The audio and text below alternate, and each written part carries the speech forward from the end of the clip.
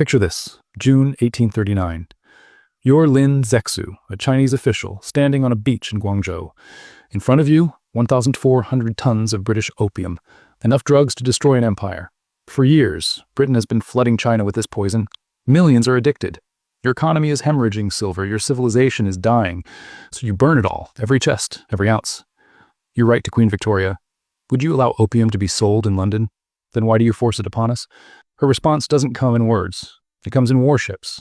1 year later, British gunboats are obliterating Chinese defenses. Steam-powered warships with explosive shells versus wooden junks with cannons from the 1600s. It's not a war, it's a slaughter. This begins what China calls the century of humiliation. 100 years where the greatest civilization on Earth is invaded, carved up, and colonized by every major power. But here's what makes this story unbelievable. China survives. More than survives. China rises again. From the poorest nation on Earth to global superpower challenging America itself. In less than a century. This is the greatest comeback in modern history. And how they did it will blow your mind. Before we dive in, if you want to understand the real stories behind how nations rise and fall, the history that actually explains our world today, hit subscribe. Drop a comment telling me where you're watching from. Here's what most people don't know. For most of human history, China was the superpower. Largest economy, most advanced technology, most sophisticated government. In 1820, China's GDP was larger than all of Europe combined. Then, in just 30 years, everything collapsed. Opium wars, foreign invasions, civil wars, famine, occupation. China went from the richest nation on Earth to one of the poorest, from the most powerful to the most humiliated. But the Chinese never forgot who they were, and that memory became fuel for the greatest revival in history. This is how they did it. To understand the fall, you need to understand what China was. By 1800, the Qing dynasty had ruled for 150 years. China was completely self-sufficient. They produced everything they needed: silk, porcelain, tea, rice, gunpowder. They invented paper money while Europe was still using coins. The Chinese called their empire the Middle Kingdom, the center of the world, and they had the proof. They were the most advanced civilization on Earth. When European traders showed up begging to do business, the Chinese weren't impressed.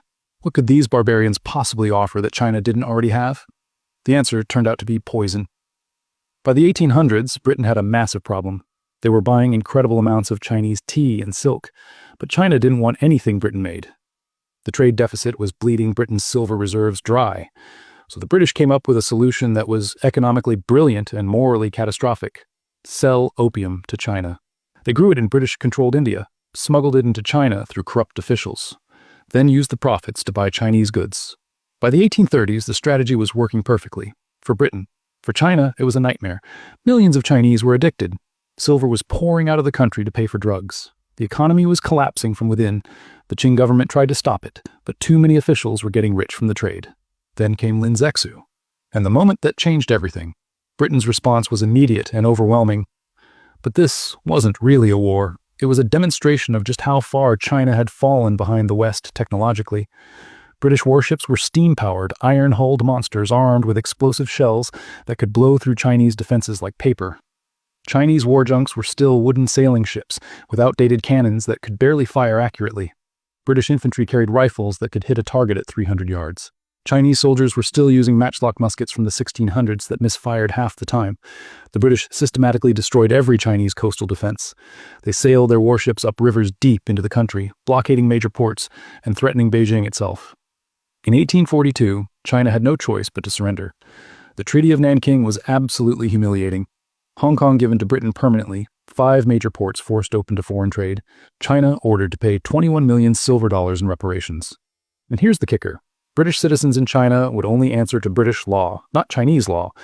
China had just become a semi-colony in its own country. It was the first of what became known as the unequal treaties. And it was just the beginning. 14 years later, in 1856, Britain and France decided they wanted more.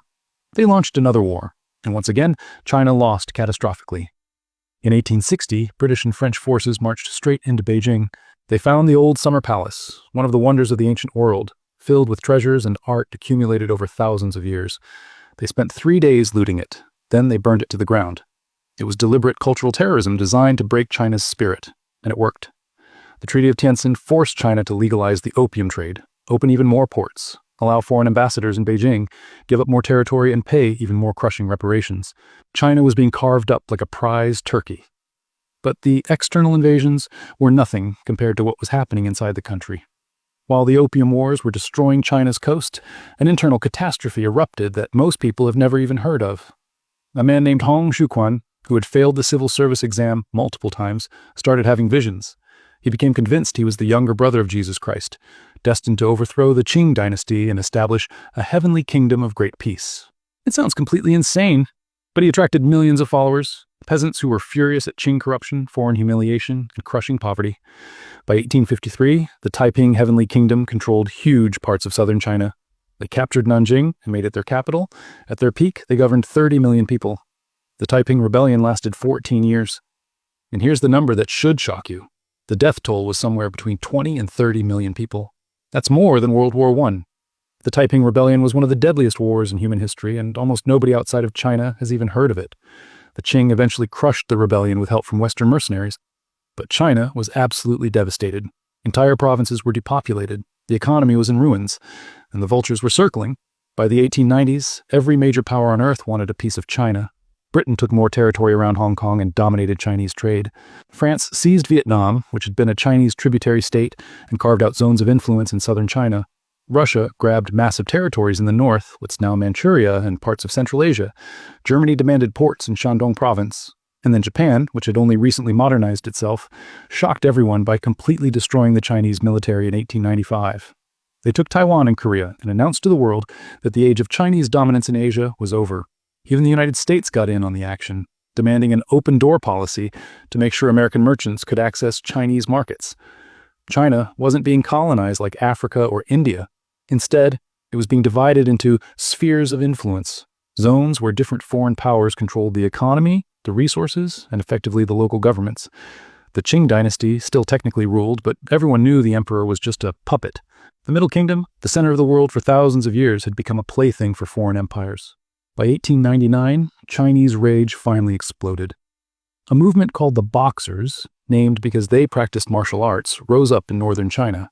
Their slogan was simple: support the Qing, destroy the foreigners. They attacked foreign missionaries, Chinese Christians who had converted, and foreign-owned businesses. They laid siege to the foreign embassy quarter in Beijing. The Qing government, desperate and weak, secretly supported them. The foreign response was swift and overwhelming. An 8-nation alliance, Britain, France, Germany, Russia, Japan, Austria, Hungary, Italy, and the United States, sent 20,000 professional troops to China. They crushed the Boxers in weeks, occupied Beijing, looted the Forbidden City, and then they presented China with a bill, 450 million taels of silver in reparations. That's equivalent to billions of dollars today. It would take China decades to pay it off. The Qing dynasty was finished. It was just a matter of time. In October 1911, a military uprising in the city of Wuhan sparked a revolution that spread like wildfire. Province after province declared independence from the Qing. By February 1912, the last emperor, a 6-year-old child named Puyi, was forced to give up the throne. The Qing dynasty, which had ruled since 1644, was over. More than that, the entire imperial system that had governed China for over 2,000 years was dead. A republic was declared. But there was one massive problem. China had absolutely no experience with democracy. No strong institutions, no unified military, no real plan. What followed was complete chaos. By 1916, China had fractured into dozens of regions controlled by warlords. These weren't ideological leaders with grand visions. They were military strongmen with private armies who taxed their regions into poverty and fought each other in endless petty wars. Beijing technically had a government, but it controlled almost nothing beyond the capital city itself. Some warlords allied with foreign powers. Some printed their own currency. China, the oldest continuous civilization on planet Earth, had ceased to exist as a unified state. It was the absolute lowest point in 3,000 years of Chinese history. But two movements were forming in the shadows, and their rivalry would define the next 100 years. The nationalists, the Kuomintang, were led by Chiang Kai-shek after the death of their founder, Sun Yat-sen.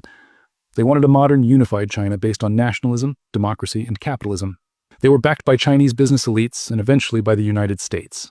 The Communists, founded in 1921, were led by a revolutionary named Mao Zedong.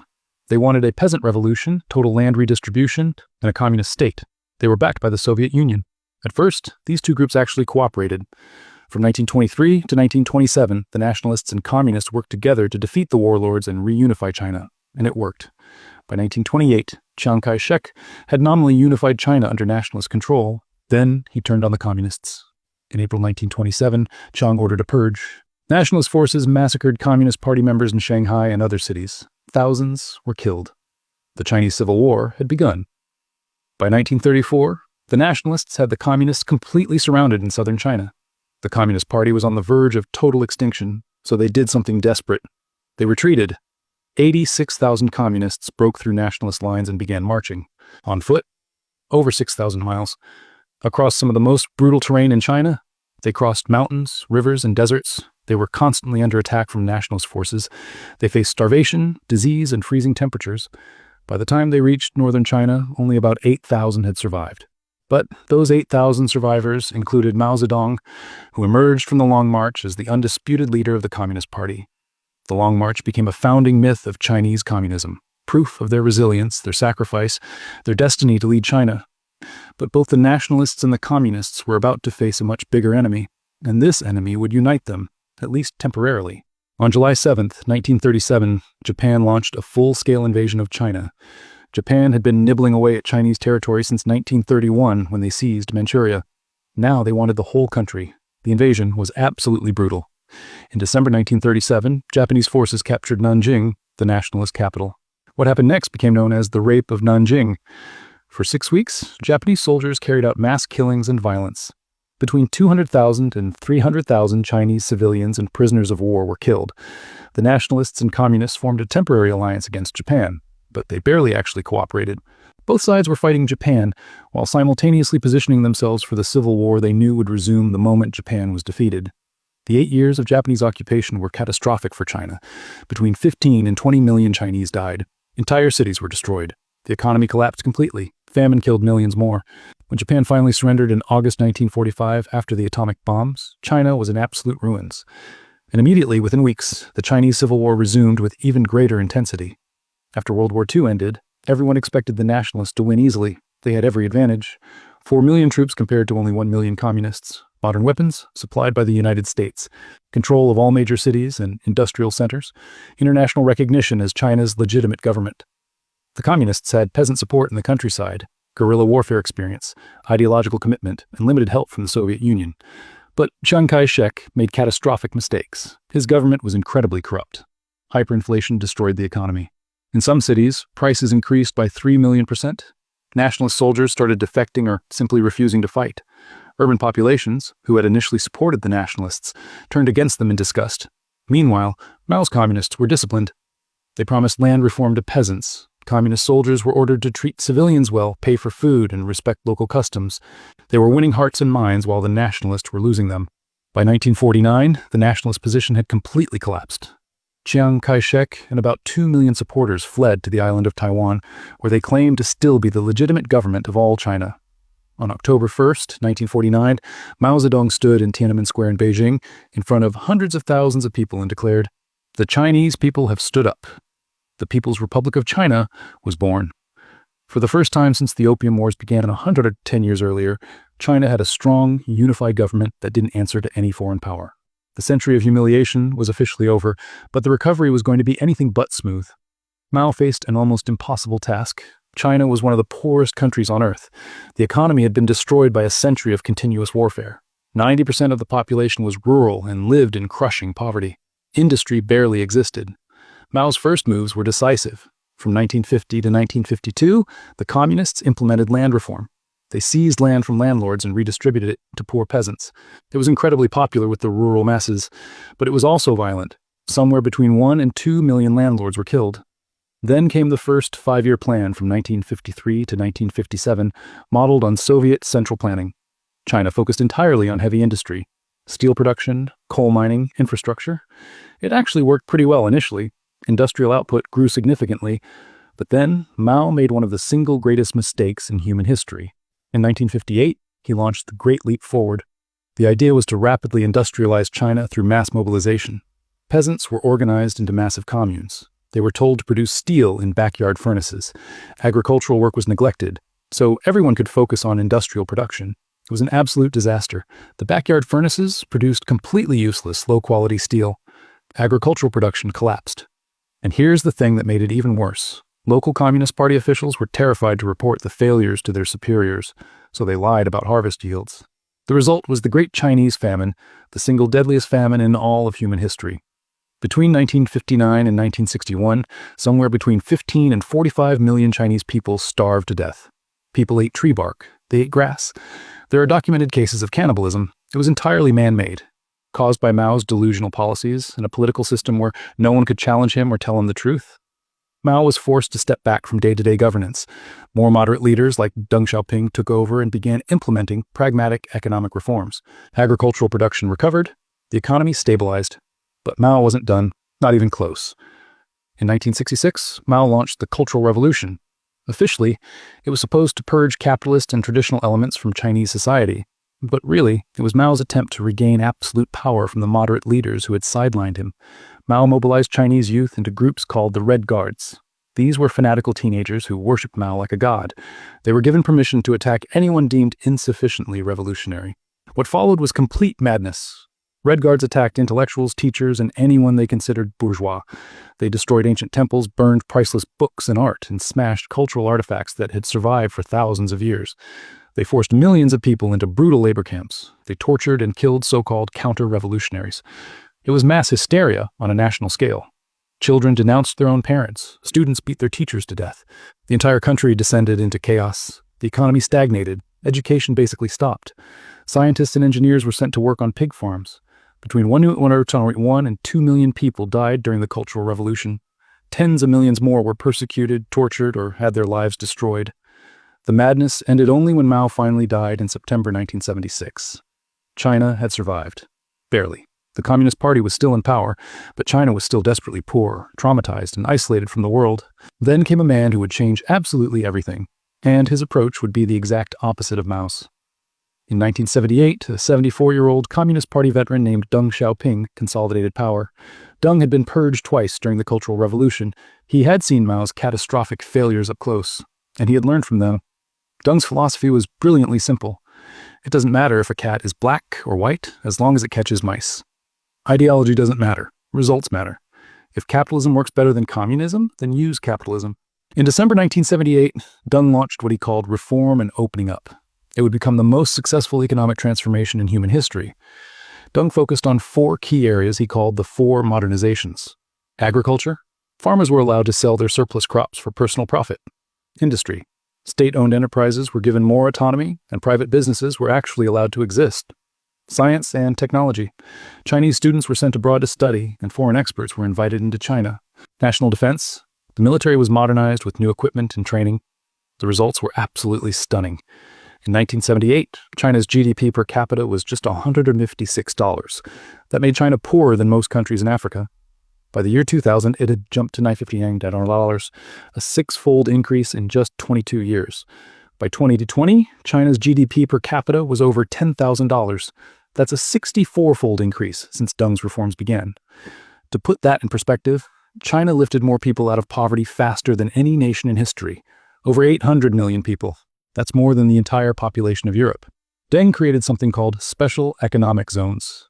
These were specific areas where capitalist economic policies were allowed as experiments. The most famous was Shenzhen, right next to Hong Kong. In 1980, Shenzhen was a fishing village of about 30,000 people. By 2020, it was a gleaming megacity of over 12 million people. Skyscrapers, high-tech companies, a GDP larger than entire countries. Foreign companies were invited to invest in China. In exchange for access to the massive Chinese market, they were required to share their technology. Chinese workers learned modern manufacturing techniques. China became known as the world's factory. China's rise wasn't an accident, it was strategic.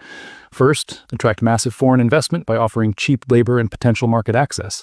Second, force technology transfer so foreign companies had to share their knowledge. Third, copy and improve on that technology through Chinese innovation. Fourth, invest absolutely massive amounts in infrastructure. Roads, railways, ports, airports, entire new cities. Fifth, educate the population, sending millions of students to universities, especially in science and engineering. Sixth, become so essential to global supply chains that the world economy depends on you. It worked brilliantly. In 2001, China joined the World Trade Organization, integrating fully into the global economy. By 2010, China had surpassed Japan to become the world's second-largest economy. By 2014, measured by some metrics, China had actually become the world's largest economy. But success creates new problems. By the 2010s, China was facing serious tensions. How do you maintain Communist Party political control while running an increasingly capitalist economy?